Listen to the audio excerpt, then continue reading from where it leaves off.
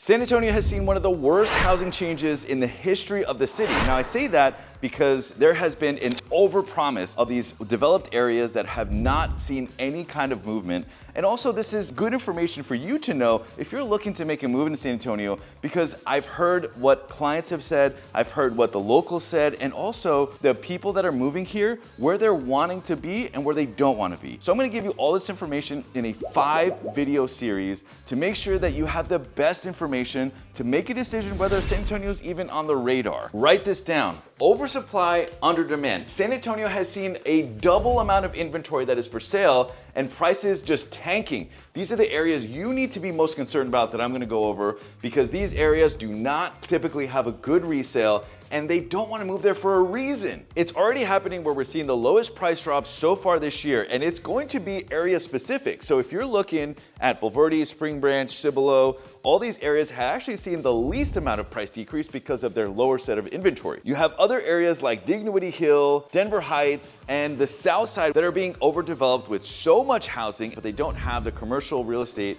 to really catch up to the amenities and the things that people want to live near. Now, a big reason why I'm making this video is I've heard horror stories from veteran families, from active duty families that bought 2 years ago, and they call me and they say, Trey, I want to sell my house and unfortunately you can't. San Antonio recently has seen 20% more active listings than they were the previous year, which makes it harder to sell if you bought in the wrong areas with too much inventory.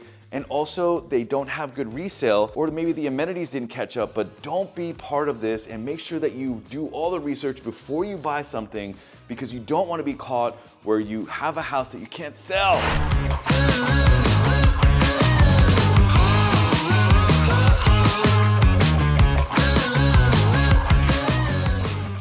Now, when the whole world is saying don't buy a house because of these higher rates, I'm saying buy a house and be in a position to make an offer, because you have a massive opportunity here, especially in San Antonio, being that San Antonio's listings are 3 times longer on the market, which creates a massive opportunity not to be rushed into a house, but really to strategically plan the offer where you can get exactly what you want at your terms. Even if it's just waiting for the right house in the right neighborhood and then just waiting for that deal to get even better, that's where you should make a shot. Now, I'm not much of a golfer. I'm more of a hockey player, but let's see if this goes in.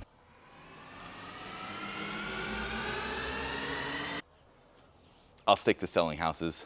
Understanding the rhythm of the real estate market is crucial when planning your move. However, understanding the rhythm of the neighborhood is even more important, because when you understand what's going on in the local neighborhood, that's where you can make the best decision. And understanding that San Antonio in general has a median home price of $300,000, and that is the lowest of any major city in the Texas Triangle, which is very crucial because affordability is at the forefront. And especially with this higher amount of inventory, I know I keep saying it all the time, and this seems like an ad, but it's not. I just want to be truthful in showing you that with more homes available, there's gonna be better deals. San Antonio has been all over the headlines. It's saying that it's the best place to live. Come live here. This is gonna be up and coming. But the reason they say that is all for fluff, because you have developments come and they overpromise these areas and they underdeliver the value to the homeowner. Now, this is where it can get sticky, because if you literally cross the street, go into the next county, go over the railroad, or even across the highway, it's gonna be a massive difference in resale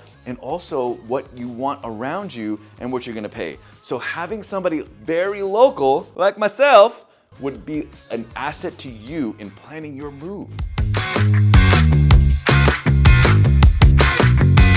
Even though San Antonio is one of the more affordable places in the Texas Triangle, renting is actually less expensive in buying in this market, because you have rents 45.8% less than buying a home because of the affordability and because there's so much for rent that it's gonna bring down the rental cost for now, until it gets more expensive, until people discover this area, and until these areas start to develop. That's where we're gonna see a big change in the renting versus buying. But right now, it's actually cheaper to rent, but you're gonna pay 100% interest in rent. Texas in general has a very proactive and active veteran community and also active duty with 4 military bases here. Now, even though my biggest gripe at the city of San Antonio is that kids still go to school on Veterans Day, simple things like that we really need to improve as a city. Veterans who live here have much more advantage than other states. People with a VA rating from even 10%, you get a property tax exemption. 30, 60, 99, and even 100%, you get no property taxes when you live here as your primary residence. Now, there's some caveats to that. There's also no VA funding fee and other advantages, which is why we are Military City, USA. In the next 5 videos that I'm gonna make, I'm gonna go over exactly where are gonna be the areas that you should stay away from because of the inventory levels or other factors that are gonna affect